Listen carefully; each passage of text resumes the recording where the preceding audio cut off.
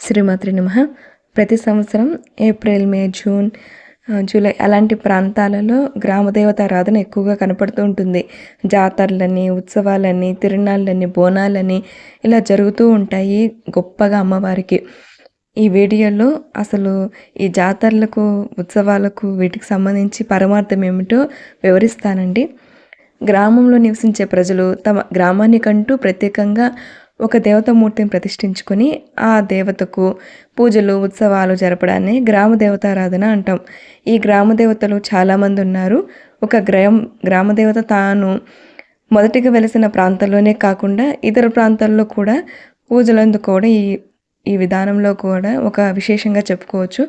అంటే ఒకే దేవత ఒకే గ్రామానికి చెందిన ఒక దేవత పేరు ఇతర అక్కడక్కడ వేరే వేరే పలు ప్రాంతాల్లో కూడా అదే దేవత వెలిసి పూజలు అందుకుంటుందండి.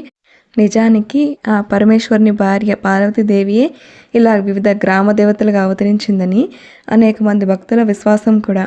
ఆమె 101 మంది గ్రామ దేవతలుగా అక్క చెల్లెలుగా అవతరించి వివిధ గ్రామాల్లో కూడా తాను వివిధ పేర్లతో పూజలు అందుకుంటుందని పురాణ వచనం. ఈ అక్క చెల్లెలకు ఒకే ఒక పోతురాజు ఉన్నాడని, అతను కూడా కొన్ని ప్రాంతాల్లో గ్రామ దేవతగా కూడా పూజలు అందుకోవడం మనం చూడొచ్చండి.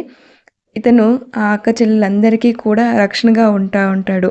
వీరితో పాటు కొంతమంది మానవ కన్యలు కూడా వారి మరణానంతరం గ్రామ దేవతలుగానే పూజలు అందుకుంటూ ఉంటారు.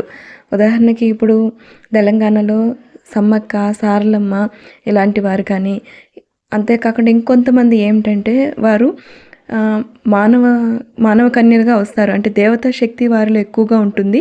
వారు ఒక దైవ కార్యం కోసం వచ్చి భూమిపైకి వచ్చి దైవ కార్యం చేసిన తర్వాత వారు మరణించిన తర్వాత వాళ్ళు కూడా ఈ గ్రామ దేవతలు కానీ పూజలు అందుకుంటూ ఉంటారండి.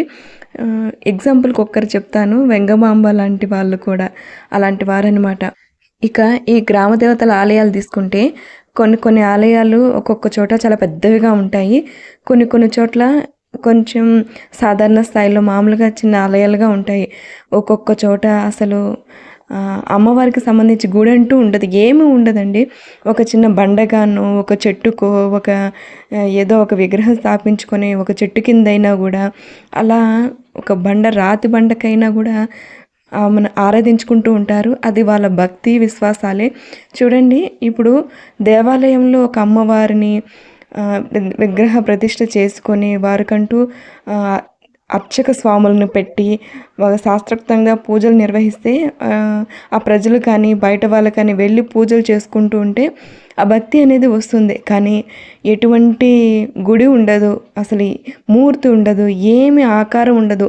అయినా ఒక రాతి బండకే సత్యమ్మని ఏదో వాళ్ళ గ్రామాలకు సంబంధించి పేర్లు పెట్టేసుకొని ఆమెని ఆరాధన చేసుకోవడం ఎంత గొప్ప విశేషం చూడండి. అది భక్తి విశ్వాసం అంటే. ఒక బండలో కూడా మనం అమ్మవారిగా భావించి ఆమెను ఆరాధించి పూజలు చేసుకోవడము, అది మన నమ్మకము, మన భక్తి మీద ఆధారపడి ఉంటుందండి. ఎందుకు ఈమెకు ఈ విధంగా ఇలా పూజలు నిర్వహించుకుంటారంటే, ఎప్పుడైనా ప్రకృతి వైపరీత్యాలు కలిగినప్పుడు కానీ, దుష్టశక్తులు లాంటివి ఆ ఊరి ప్రజల్ని పట్టి పీడించినప్పుడు అమ్మ ఒక రూపం దాల్చి వారిని నాశనం చేసి ఊరి ప్రజలను కాపాడుతూ ఉంటుంది. అంతేకాకుండా అంటువ్యాధులు వచ్చినప్పుడు కూడా ఈ అమ్మవారిని ఎక్కువగా ఆరాధించడం విశేషంగా చేస్తారండి. ఇంకొక పద్ధతిలో కూడా గ్రామదేవతారాధన ఉంటుంది. ఏంటంటే, ఇప్పుడు ఎవరైనా వారి ఇష్ట దేవతలను దర్శనం చేసుకోవాలన్నా, పూజించుకోవాలన్నా చాలా దూరం వెళ్ళాల్సి వచ్చేది. అప్పట్లో రవాణా సౌకర్యం లేక కాలినడకనే వెళ్ళేవాళ్ళు. ఏ కాశీకో కంచికో వెళ్ళాలంటే కూడా చాలా దూరం నడిచాల్సిన పరిస్థితి వచ్చేది. అందుకోసము వారి గ్రామాలకు సంబంధించి ఆ దేవతలను వారే ఒక రూపంగా ప్రతిష్ఠించుకొని వారికి ఆ గ్రామానికి సంబంధించి వారే పేరు పెట్టుకుని పూజలు కూడా వారే నిర్వహించుకునే విధంగా ఈ గ్రామ దేవతలు పూజలు అందుకుంటారండి. ఇది గ్రామ దేవతల యొక్క విశిష్టత అనేది.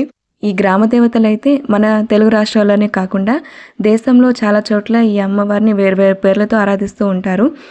తమిళనాడులో అయితే మరియమ్మన్, ఈ అమ్మని ఎంతగా ఆరాధిస్తారండి తమిళులు, చాలా గొప్పగా ఆరాధిస్తూ ఉంటారు. అంతేకాకుండా మునియాండి, కరుపుస్వామి, సొడలు మాడన్ ఇలా ఆరాధిస్తూ ఉంటారు.